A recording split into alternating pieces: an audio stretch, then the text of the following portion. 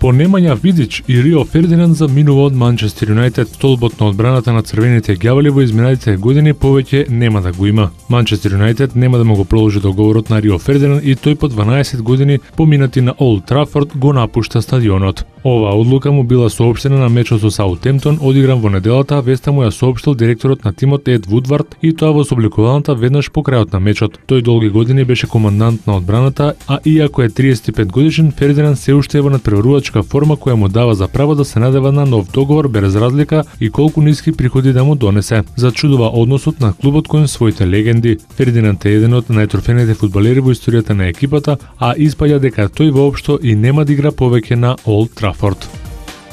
Постигнат е договор помеѓу Челси и играчот на Атлетико Мадрид Диего Коста. Од управата на Челси ги договориле сите поединости околу трансферот. Коста од наредната сезона ќе го носи дресот на екипата од Западен Лондон, а вкупниот трансфер од Атлетико во Челси ќе изнесува 32 милиони фунти. Бразилецот со шпански пасош е еден од најдобрите напајачи во интернационалниот фудбал, а на Челси му е неопходен квалитетен центарфор кој ќе ги замени возрастните Торес и Ето. Коста се опоравува од повредата и се претпоставува дека ќе биде фит за мечот на сезоната во Примера, дуелот со Барселона на Nou Camp од последното коло на шпанското првенство во кое ќе се реши кој ќе биде новиот шампион на Шпанија.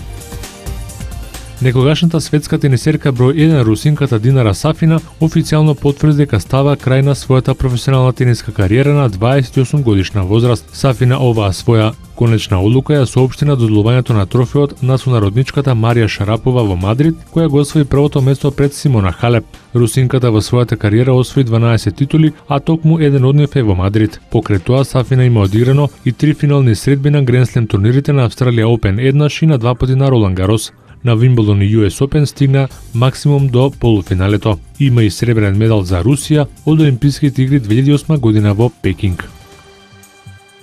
Две средби се одиграа синоќа во NBA лигата од втората плейоф рунда. Мајами Хит славеше нагости кај Бруклин со 102-96 за водство 3-1 во победи. Леброн Джеймс постигна рекордни во кариерата 49 поени во плейоф надпревар. Двејн Вейд постигна 15, а Крис Бош 12 поени. Кај Бруклин Нетс 18 поени даде Џо Џонсон. Следниот надпревар се игра во Мајами, кои пак ќе имаат првата меч топка за пласман во финалето на источната конференција. До првата победа во полуфиналната серија на Западот синоќа стигна тимот на Портланд пред своите гледачи во дуелот со Сан Антонио со 103-92 за намалување на 3:1 во победи. Досега никој не се вратил од 3-0 во победи во плейофот во историјата на NBA лигата. Најефикасен кај Портланд беше Демијан Лилард со 25 поени, Олдрич постигна 19, а Батум 17 коша. Кај Спарси Паркер даде само 14, а Данкан Дијао по 12 поени. За вечерва предвидени се исто така две средби: Индијана Вашингтон и Оклахома LA Клиперс, кои ќе го одиграат петиот надпревар.